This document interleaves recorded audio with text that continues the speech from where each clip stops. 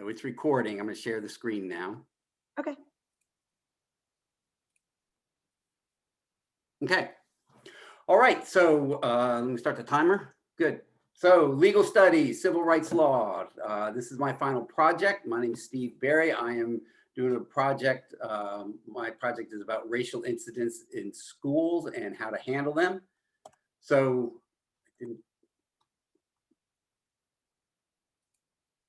why is it not going? There we go. All right. All right. So here's the, did I skip one? I think you maybe went too far. Can you try going? No, that's slide 2. On slide 2. Okay. Okay, sorry about that. Love technology and recording. I am a trained professional, but not at this. So the topic for this comes from an actual incident. This is a real life incident that happened in Anne Arundel County in the past year. And in part of my research, I found this quote about this school on a social media site. And the quote is from well, I don't know who it's from, but it says, at high school, and that's the specific schools mentioned, there are racist issues that need to be dealt with, and the administration is pretending don't exist. That's a direct quote, so forgive the grammar.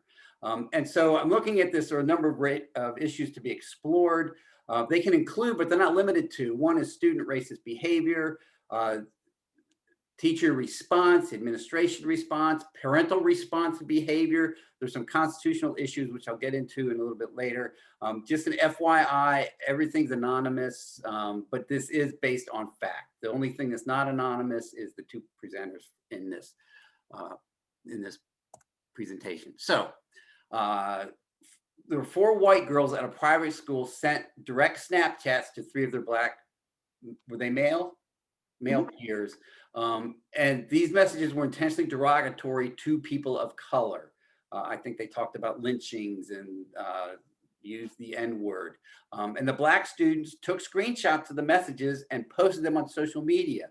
Their posts highlighted the racial nature of the Snapchats, and they exclaimed, this is what it's like to be black in America. This was like at school. Became a very public thing. These posts, which were public then, were then brought to the attention of the school's administration, and action was asked to be taken. The Snapchat messages resulted in, and this is based on feedback from the facilitators, that the black students felt that they were targeted by these Snapchat messages, made them feel less than human or inhuman. And we've seen in this class how white people will treat non-white people inhumanely, like less than human, to keep them in their place. And that's very much a factor here. And they also felt like they were ignored. Also, the issue of, and what I'm going to focus on somewhat, is the psychological effects of these incidents deprives them of their right to equal education. And I'll talk about in a couple slides how it all fits together. And so the focus of this presentation will be on the student racial behavior and how they can be handled, options for handling them in the school system. So there are 2 types of racial incidents that we can talk about. One is hate bias incidents, and one are hate crimes. They're different, but sometimes they're hard to distinguish. Both are intolerant and act against someone else's civil rights. Their equal protection is violated when an incident occurs. So a hate crime is a crime committed because of someone's race, ethnicity, gender, sexual, that is misspelled. It's not sexual, it's sexual orientation, religion, disability, or age. And a bias incidents are also offensive. They're racially charged and not necessarily illegal. They are protected under the First Amendment. And one example of a bias incident is the social media remarks or posts. The issue described in the previous slide is being considered as a hate bias incident, not a hate crime. And there's also the issue that this is a private school, and that gives them some more discretion on how to deal with it unless they were public school. So what are their options? So public and private schools have access to different resources. Private schools are not policed or governed in the same way that public schools are. Public schools have a zero tolerance policy. There's school resource officers who are armed police officers in the school. And they press charges against children for incidents that happen that could be dealt with another way. If this incident were treated as a hate crime, legal action could be appropriate. Uh, because it became so public, the administration did choose to bring in an outside neutral mediator to facilitate the discussion. So some of the constitutional issues to consider during this, one is obviously the 14th Amendment, equal protection under the law. Brown versus Board of Education, which say that segregated schools did deprive Black students from equal access to education, and so integration was imposed then. I'm going to Runyon versus McCrary, where Michael McCrary was not a Black man, was a Black child, a preschooler, was not allowed to enroll into a private school in Fairfax County, Virginia, specifically because he was Black, and his parents sued the school and won that, but there was this exclusivity of private schools and how they can handle things different than public schools. And then there's also the issue that we learned about in Price Waterhouse versus Hopkins, where social psycho factors do affect discrimination on the victims, the way they're viewed, the way they're expected to behave. And I think that's a big part of this whole incident, is the social psycho effects on the victims and how they could then participate in the school fully. I think it became a barrier to them participating in school completely, fully. Okay, so I'm going to turn it over to my co-presenter, Leah Berry, who works at the Conflict Resolution Center. The Anne Arundel Conflict Resolution Center is a resource that the school did opt to use to deal with this conflict rather than have legal things. So Leah Berry, introduce yourself a little bit more, if you want to say a little more about yourself and your role, and then tell us what happened. Yeah, thanks for having me here today to talk about this. It's really important discussions to go over. So I am the Director of Programs at the Anne Arundel Conflict Resolution Center. I've been with the center for about 5.5 years now. My main position and the program that I managed exclusively for about 4.5 years is our prisoner reentry program. So inherently, I work with a lot of racial issues in America. Specifically in the prisons, and unfortunately that school to prison pipeline mirrors our issues within the prisons, which is why this is such an important topic that Mr. Berry's brought me here today to talk about.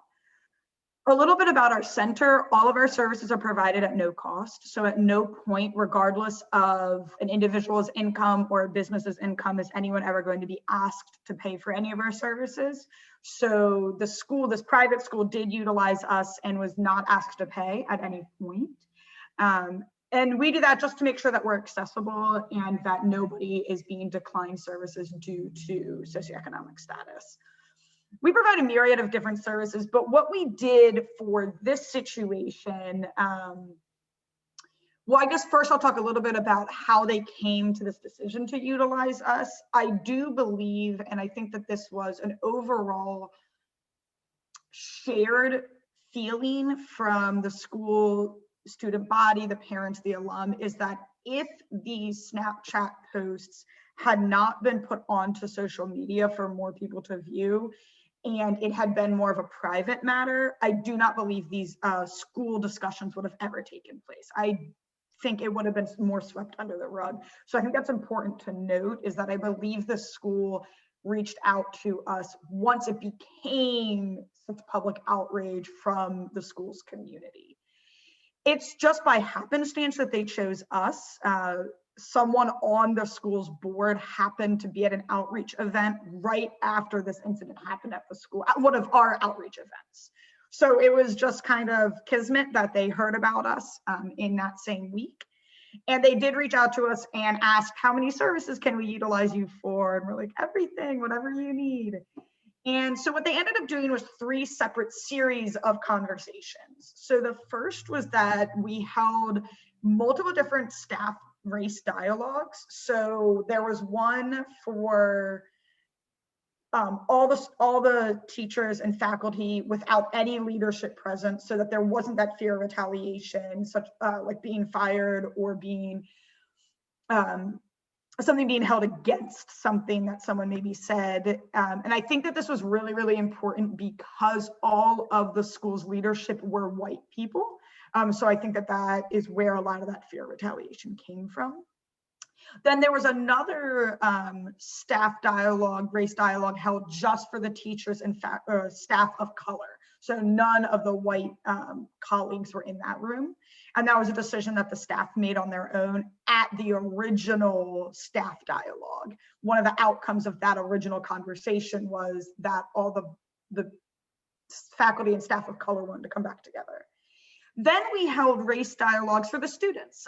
So there had to be parent consent, but it all happened in one day. We had about, I want to say 10 or 12 facilitators came in that day. We worked with the groups of students, about 15 kids in a group, maybe 20 kids in a group with one facilitator in these separate rooms. And we ran a race dialogue just like we did with the adults. I think this was, in my personal opinion, the most important decision that the school made, was giving the students space to talk, and then the students had space to come up with ideas that was then presented back to the board anonymously. Their names were not associated with it. The students were the ones that were harmed, so they have every right to have ideas around what justice or future decisions would look like. Then the third thing that the school decided to do was a school-wide large group facilitation. We're talking 400 people in a room together. So this was current students, parents of students, alumni, employees, any member of that community that wanted to be there. This certainly took a lot of manpower to make happen, a lot of prep, and we had over 35 volunteer and staff members there that day to help make that day happen.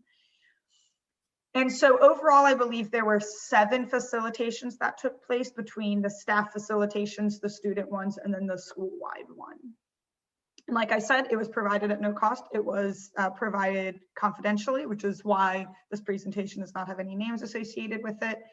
And all of our facilitators are trained in neutrality. So despite our own personal feelings about anything that maybe was going on, at no point are we allowed to take sides, dictate how people do and do not talk, or assess any of the ideas anybody came up with.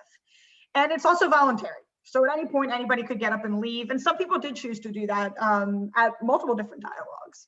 And even with parental consent, some of the students decided to not participate. They either were uninterested, or I believe some felt too much harm to be active participants. That's sort of what we did in a nutshell. Okay, thank you. Thank you very much. Fascinating to find out what happens. So in my research for this, in addition to what I previously mentioned, I came across a book called Uncomfortable Conversations with a Black Man by Emmanuel Acko. And I've not read the whole book, but he does state in that book that he sees racism in America as a pandemic. And obviously we're in a pandemic right now. And so he very intentionally uses that phrase. It's a pandemic that's been around for more than 2 centuries. And the cure for this pandemic, he says, and he does say there can be a cure, begins with conversation, two-way dialogue based on trust, respect, full exchange of information, perspectives. The goal of these conversations is to build relationships and to recognize each other's humanity, no matter which side of the conflict one is on. And then also I just finished Ibram Kendi's book, How to Be an Anti-Racist. And that's a fascinating book. It took me a long time, one of the slowest reads I've ever done, because there's a lot of information there. But what I got out of that was basically that he thinks laws and policies are needed to be looked at, and how are they racist or anti-racist? Because you can't be non-racist. You're either racist or anti-racist, according to Kendi. And as we've learned in this class, at least one thing that's impressed me is laws are not enough. Laws can be interpreted differently depending on circumstances, who's on the court, et cetera, and enforced in unequitable ways. Laws do not change culture, but they're needed. So this is a both and. How do laws affect racism, and how do we change the culture of racism? And I believe in changing the culture. That's going to happen slowly. It's going to be one conversation at a time. And to many people, including myself, that might not be fast enough, and it might not be enough fast enough. Really, it's not. But unless we have these conversations that are being described in this presentation, nothing's going to change. Nothing is going to change. So that's part of my research. So people don't like conflict. Raise your hand if you like conflict. Nobody does, and especially when it's racially charged, people can be defensive, emotional, unable to communicate what they want to say, and unable to hear what other people are saying. And the issue here really goes much deeper than these social media posts. They represent a culture of racism that exists in the school specifically, but also in the school system in general. So what we're looking at is something that can happen not only in this specific private school, but in public schools and school systems, and other organizations as well, but we're focused on schools.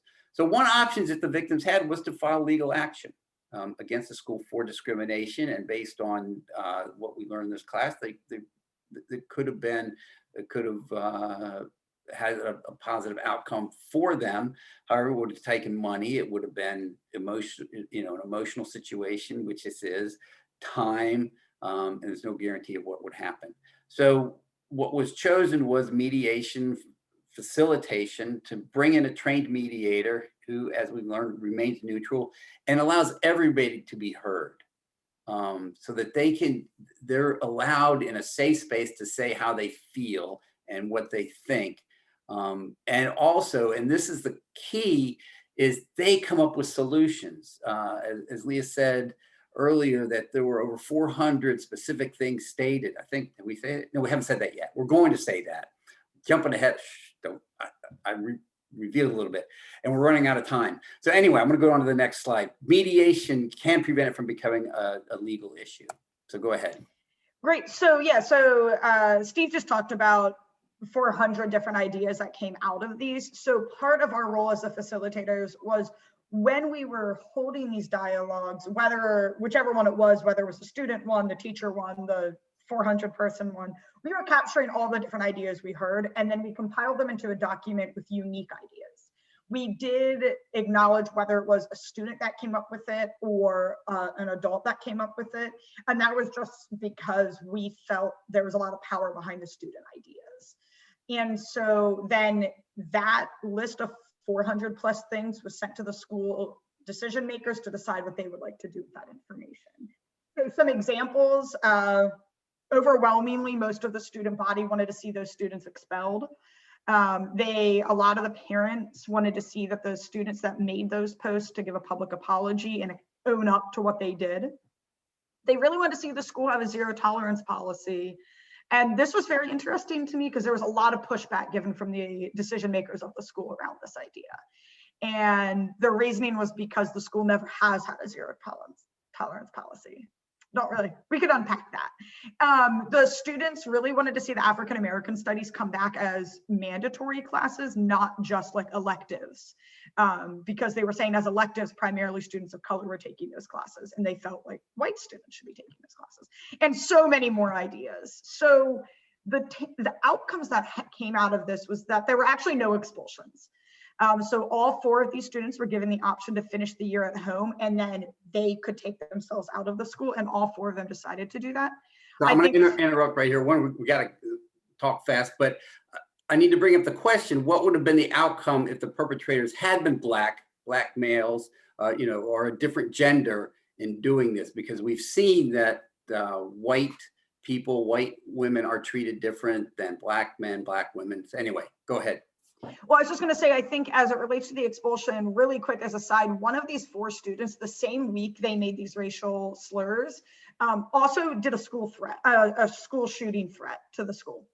So we can unpack that another time as well, but that student was not expelled. So other outcomes of this is that there was harm reduction done for the people that were harmed to start healing by having conversations and difficult dialogues.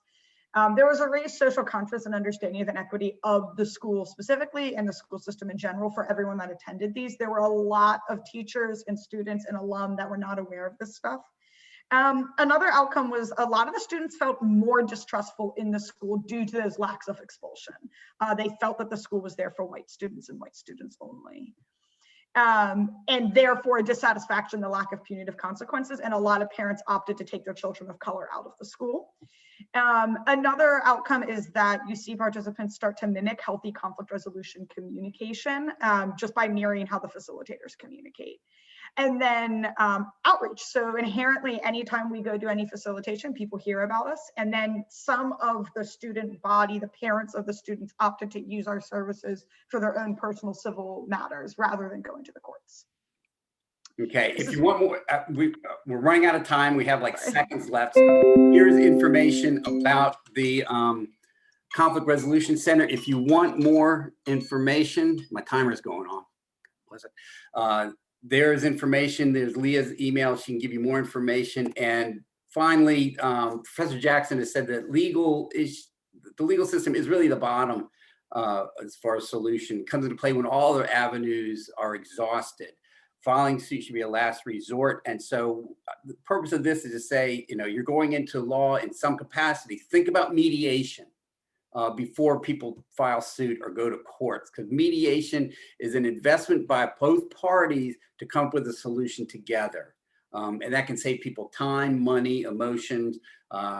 It can really benefit people in a lot of ways, and both parties are invested in the success of the decision. And then you can read my last slide. On your own, I've grown a lot through this class. I want to see positive change in the world occur in discriminatory practices, legal discrimination, all those things. That's why I took this class. I'm an old dog, but you can teach me new tricks. And so thank you for your time. I'm going to stop sharing and stop recording. Apologize for going over a little bit. If you stayed with us this long, I appreciate it. I'll talk to you soon, hopefully, and I'm going to stop recording.